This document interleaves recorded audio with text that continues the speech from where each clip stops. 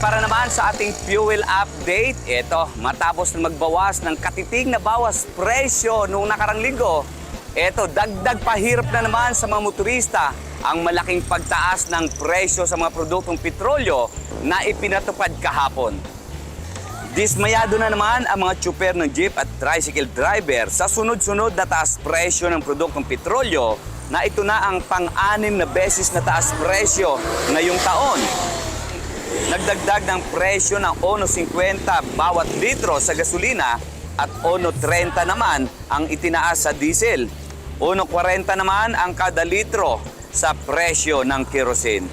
Ayon sa mga tricycle driver ng CIC Toda at ang 55 Toda, napakalaking kabawasan umano ang taas presyo ng produktong petrolyo. Malaki po ang epekto. Kasi nga po yung kategory ng pamasahe hindi pare-parehas. Kaya lang po kami kumikita pagka yung naharkila ganon, tumataas po yung pamasahe. Malaking kapila yan sa sa mga naghahanap buhay.